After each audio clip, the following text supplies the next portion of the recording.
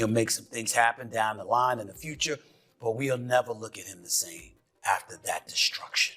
Not to say that we won't respect him, but we'll never look at him the same. Now, everybody know Tank, kind of like he say, they love him too. It's a dirty game. It's a dirty game. You got biased people, unfair people. You know? Stephen A. Smith has unleashed on Dvon Davis, tearing into him over the explosive rigging allegations. He didn't hold back, calling out the controversy surrounding Davis's fight and slamming the judging as questionable. Smith went even further, challenging Davis to silence the doubters and prove himself in a high-stakes rematch against Lamont Roach. Is Davis ready to face the heat? We can debate the top fighter in the world pound for pound. We can do that. What we cannot do is debate who's the most exciting fighter, who's the biggest box office attraction in boxing. That would happen to be Gervonta Davis. We just got to accept it. I think that Frank Martin is a talented fighter. He'll make some things happen down the line in the future, but we'll never look at him the same after that destruction. Not to say that we won't respect him, but we'll never look at him the same because he got destroyed by Gervonta Davis. And that's no shame, that's no slouch, but damn, still in all, if you get destroyed, you get destroyed. Gervonta Davis is the #1 box office attraction. Who I want to see him against next is Shakur Stevenson. I don't want to see him against Devin Haney because Devin Haney has proven to me that he's not a good punch taker. I want to see Gervonta Davis in the ring with somebody perceived as having enough power to put him on the canvas too. That's what I want to see. Coach Bernie did not hold back. He criticized Tank Davis for failing to defend his title like a true champion, pointing out that Lamont Roach brought the urgency and heart that Davis lacked. According to Bernie, Davis was merely going through the motions instead of proving why he's at the top, and the way the fight ended, unacceptable. With Tank's reputation and skill, Bernie believes he should have made a statement, not left fans questioning his dominance. Exactly. He's the champion. He got to defend his title. He got to defend his title. He like I said, they both was looking at each other. And then finally, after Tank will be the one to throw the first punch. He felt like he wanted to retain his title. Lamont Roach felt like he was just happy to be there and get the success. He wasn't trying to take the title.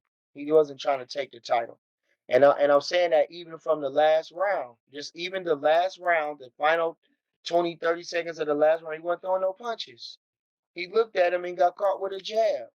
You can't close the show with a guy like that, with a guy like Tank Davis like that. Now, if he'd have had a knockdown or something, like a real knockdown or something, maybe he feeling, but you can't stop until the bell ends. You can't, even if you're being active and slipping and sliding and something, he just standing there looking at him.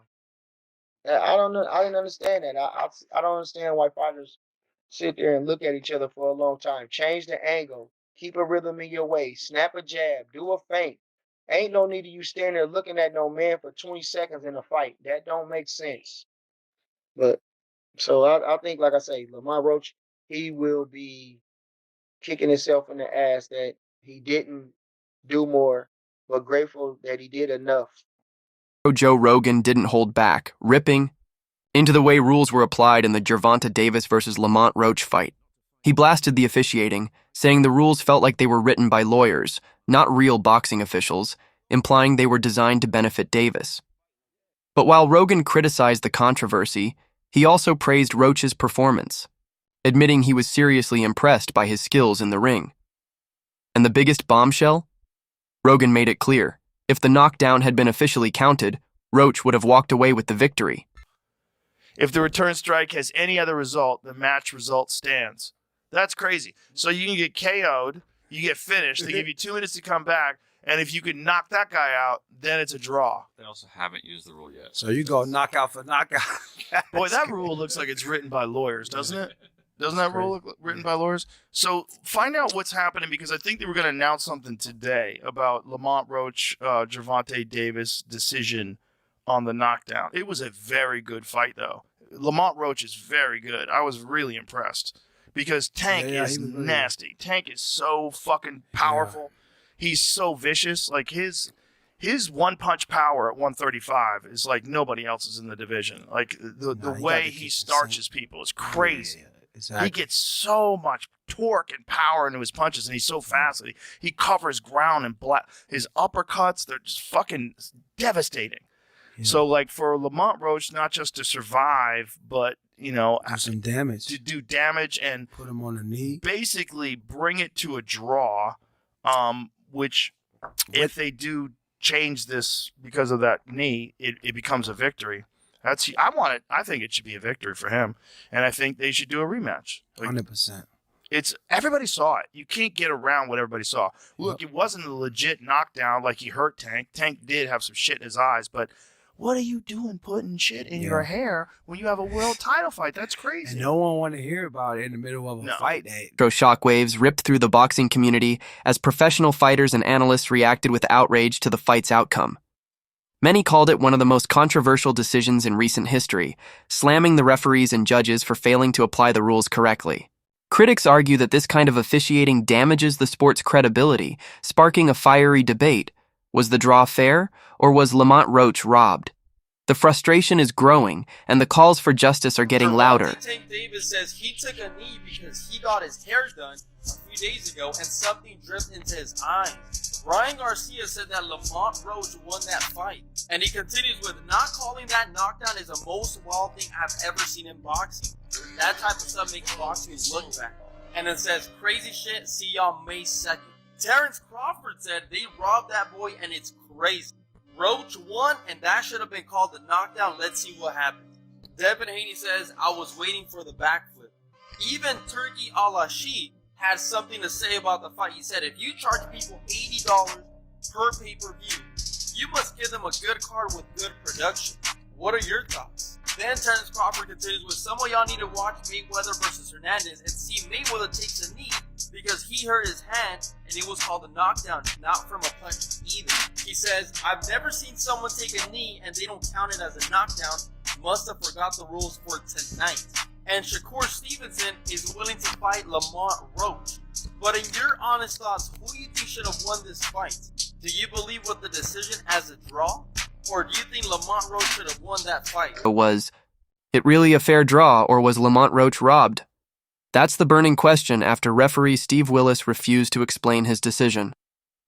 When asked why he didn't count the knee as a knockdown and why the fight was ruled a draw, Willis stayed silent, dodging the controversy instead of addressing it.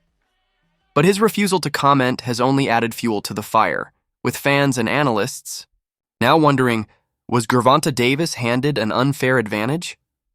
The debate isn't dying down. It's only getting louder. What you was thinking when Tank did that when he took the knee? What you was thinking when he took the knee? I can't speak on that. Can't speak on that? Can't speak on that. He did some bullshit though? I can't speak on that. You have no personal opinion, nothing? Can't. Pro sports analysts Stephen A. Smith and Shannon Sharpe have spoken, and they're not buying the draw. Both believe Lamont Roach did more than enough to secure the win. While they acknowledge Tank Davis landed some clean power shots, they pointed out that Roach fired back with equal, if not harder, punches. His resilience, his pressure, his ability to push Davis to the edge, that should have earned him the victory, but the controversy doesn't stop there. Experts are dissecting the moment Davis took a knee, comparing it to past fights where similar situations were ruled as knockdowns.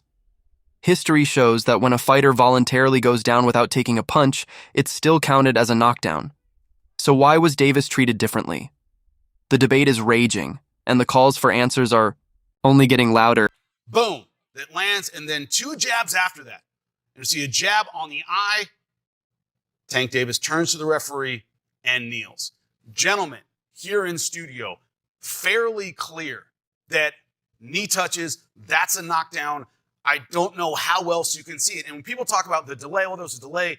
We've seen much worse delay, especially on body shots. Someone takes a body shot, backs up, and it's several seconds, then they take a knee. And people take knees for all sorts of reasons. Sometimes you're under assault and you need a break. Yeah. It's all a knockdown. Jimmy, we've seen, if I think of fights in the past where voluntary knees have happened, you know, off of not one single moment or one single punch. You think of Mayweather against Carlos Hernandez, when he lands the punch and turns his back and takes a knee, he gets counted. You think of Miguel Cotto against Antonio Margarito, where, you know, it was under duress and he just took that knee. And of course, my compadre right here, Chris Algieri against Ruslan Provodnikov. as well. It wasn't a particular shot. You feel something, you feel discomfort, you take a knee. All those times, there's a count, dude. I mean, and I'll tell you what, Steve Willis also knew there was a count because he started counting and then stopped. Yeah, we'll get to it. There's more than one pillar of this defense for Lamont Roach Jr., but the first one's a knockdown, Chris. Yeah, I mean, we have a ton of experts on the panel today. I'm going to speak from a fighter standpoint, just like you did, Champ. And you can argue whether that right hand landed clean or if it landed hard or how hard those jabs were. It doesn't matter. Champ, when you mentioned when I took that knee against Ruslan Provodnikov, I actually didn't get hit. I was still recovering from the last knockdown where my orbital was damaged. My eye was damaged. My vision was impaired. I gave ground so I would keep my opponent off me, and I still couldn't see. So I took a knee.